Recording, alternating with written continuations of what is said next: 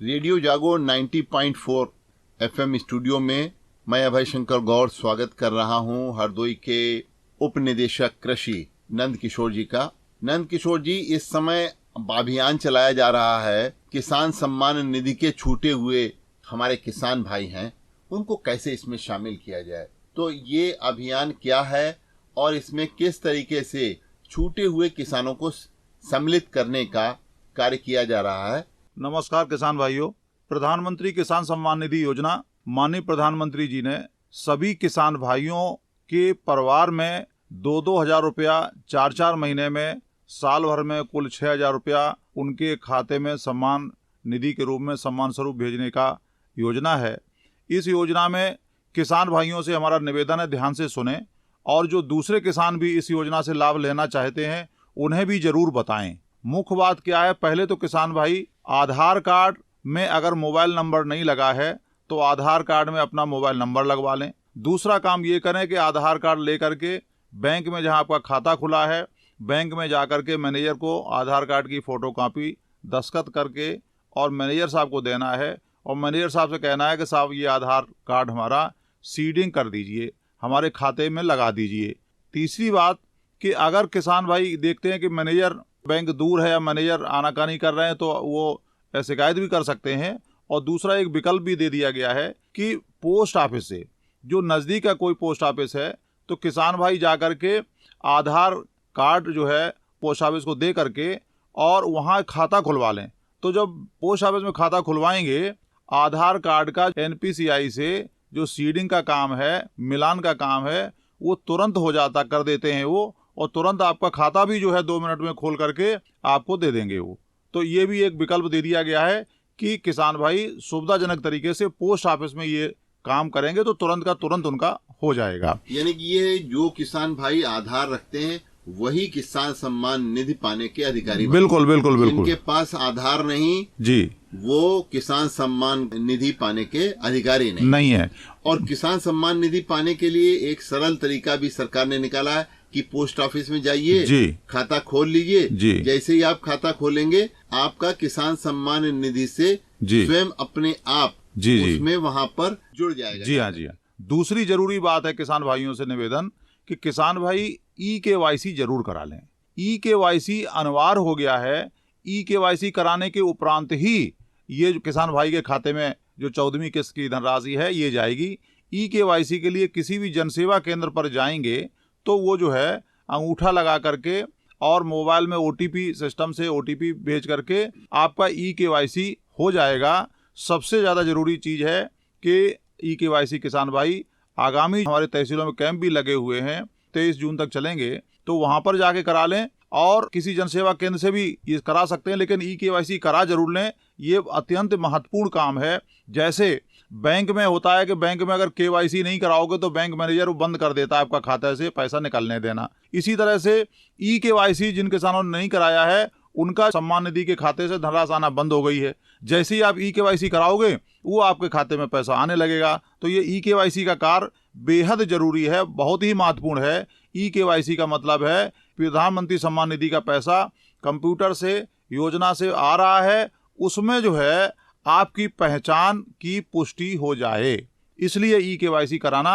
बेहद जरूरी है। यानी eKYC ही बताता है आप कौन हैं। बस बस, बिल्कुल ठीक। कंप्यूटर में जो कंप्यूटर मास्टर है जी वो आपको जानता है, पहचानता है eKYC होने के बाद। जी हाँ। यानी 2 बातें, आधार होना जरूरी और आपके पास मोबाइल नंबर होना जरूरी। अगर आपके पास मोबाइल नहीं है तो आपका eKYC भी नहीं हो पाएगा। हर किसान भाई अब मोबाइल जरूर रखे और अपने मोबाइल में रेडियो जागो भी सुने। बिल्कुल ठीक बात। आपके मोबाइल में रेडियो जागो जो है, जो कीपैड वाला आपका मोबाइल है, उसमें रेडियो जागो ऐसे ही आएगा आपका। हरदोई में आपको कैच करेगा। रेडियो जागो 90.4 FM लगाइए और आप सारी बात किसान भाई सुने, हरदोई में क्या हलचल चल रही है। जी हाँ, जी हाँ। अब तीसरी बात है किसान भाइयों के लिए कि किसान भाइयों का जो कंप्यूटर में दर्ज है सम्मान निधि के लिए खेत की जमीन का जो खसरा दर्ज है, क्षेत्रफल दर्ज है, तो इसके लिए आदेश ये हुए कि इसका सत्यापन तहसील से लेखपाल के द्वारा कर लिया जाए। तो जिन किसान भाइयों का पिछले दिनों में कर लिया गया है सत्यापन, तो उनका तो ठीक है, कंप्यूटर में दर्ज हो गया।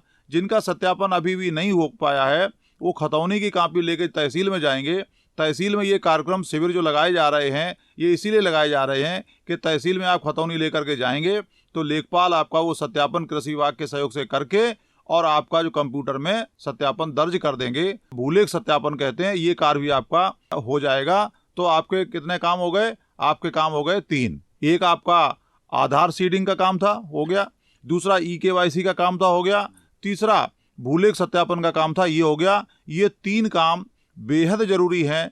किसान भाइयों के ये तीनों काम हो जाएंगे तो उनके खाते में इस योजना का जो लाभ है घर बैठे उनके खाते में निरंतर 14वीं किस्त भी जाएगी और भी किस्त उनकी अगर पुरानी भी छूटी है तो वो भी जाएगी, आगामी दिनों की भी किस्तें उनके खाते में पहुंच जाएंगी। अब एक चौथी बात और है, ऐसे किसान भाई जिनके बुजुर्गवान खत्म हो गए तो उनकी जमीन उनके नाम से आ गई, उनकी पत्नी के नाम से आ गई, उनके बच्चों के नाम से आ गई, बच्चे भी पाले गए, पत्नी भी उनकी रहती हैं। तो ऐसी स्थिति में दोनों अगर चूल्हे अलग हैं, घर परिवार अलग हैं, तो पत्नी का भी इस योजना में जुड़ जाएगा नाम और बच्चे का भी नाम इस योजना जुड़ जाएगा।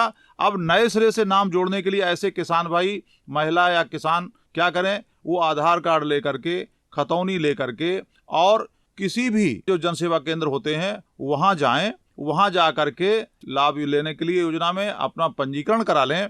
और पंजीकरण कराने के बाद ये दोनों कागज, आधार कार्ड और खतौनी कॉपी, ये दोनों कागज पंजीकरण कराने के बाद में हमारे जो कृषि बीज भंडार हैं, सभी इलाकों में राजकीय कृषि बीज भंडार हैं, वहां जा करके और बीज भंडार पर आप ये दोनों कागज जमा कर दें। और एक और जरूरी कागज होता है घोषणा पत्र। घोषणा पत्र छपा हुआ बीज भंडार पे हमने रखवा दिए हैं, तो वो घोषणा पत्र ले करके और उसको भर करके और उस पे भी दस्तखत अपने कर दें। घोषणा पत्र में ये लिखा होता है कि आप घोषणा करते हैं कि आप इस योजना के पात्र हैं, आपके पास में आप नौकरी नहीं करते हैं, आप जो है आयकर दाता नहीं हैं, आपके नाम से जमीन है।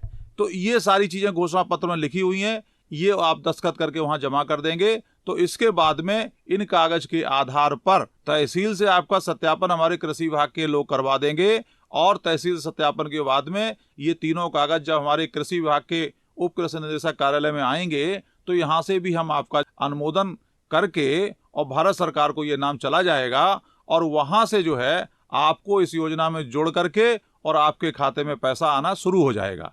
चारों तरह की समस्याएं, जिस किसान भाई की जैसी भी समस्या हो, वो इन चारों तरह की समस्याएं तत्काल से तत्काल, जल्दी से जल्दी बीज भंडार पर जाकर के, तहसील में जाकर के इनका समाधान अवश्य ही करा लें, जिससे इस योजना का लाभ उन्हें प्राप्त होने लगे।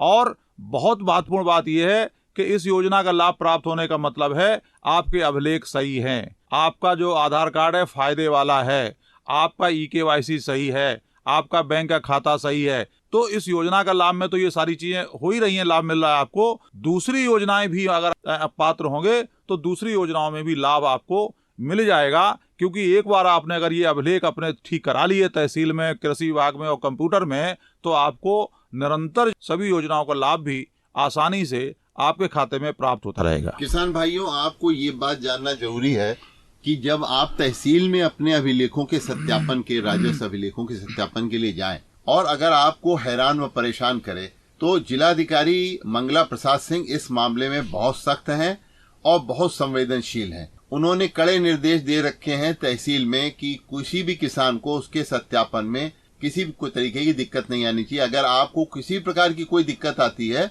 तो आप सीधे जिलाधिकारी से संपर्क कर सकते हैं और वो इस पर कड़ी कार्रवाई करने के लिए हमेशा तत्पर हैं। तो आप सजग रहें, आप राजस्व अभिलेखों को जरूर सत्यापन कराएं तहसील में जाकर के। और आपका बहुत सा काम जो है आपके आसपास, जैसे बताया पोस्ट ऑफिस में भी अब हो पा रहा है, जन सुविधा केंद्र बने हुए हैं, उन पर भी आप बहुत से कार्य इनमें करा सकते हैं। ग्राम प्रधानगण, पूर्व प्रधान हो, वर्तमान प्रधान हो, समाज सेवी लोग हों, प्रगतिशील किसान हो, ऐसे लोग हों जिन्हें लगता है कि उनके गांव के हर घर में इस योजना का लाभ पहुंचे, ऐसे सभी लोगों से भी हमारा करबद्ध निवेदन है कि वो मिनादी करा करके, मोहल्ले मोहल्ले सूचना दे करके पूरे गांव में एक जागरूकता और सूचना का संचार हो जाए, सब जगह सूचना पहुंच जाए कि इस योजना से हर घर में लाभ पहुंचने लगे। और गौरवान्वित हो सकते हैं वो प्रधान, समाज सेवी जिनके गांव में हर घर में इस योजना का लाभ पहुंचा अगर पाते हैं, निश्चित रूप से वो प्रधान भी धन्यवाद के पात्र होंगे। और जिलाधिकारी महोदय ने भी निर्देश दिया है कि ऐसे प्रधान, ऐसे समाजसेवी लोग, इनको निश्चित रूप से अच्छे अवसर पर सम्मानित भी किया जाएगा। वो अपने गांव में हर घर में इस योजना का लाभ पहुंचाने में सहयोग करें। बहुत बहुत धन्यवाद नंद किशोर जी। आप हमारे रेडियो जागरण 90.4 FM स्टूडियो में आए और आपने किसानों को किसान सम्मान निधि प्राप्त करने के वो कैसे हकदार हैं, उसके लिए क्या क्या औपचारिकताएं पूर्ण करनी है और किस तरीके से प्रशासन इस कार्य में पूरी तरीके से लगा हुआ है कि उनको ये लाभ मिले और अंतिम छोर पर खेत में बैठे व्यक्ति को उसका किसान का सम्मान उसे उसके खाते में पहुंचे, इसके लिए आपने जानकारी दी। बहुत बहुत धन्यवाद।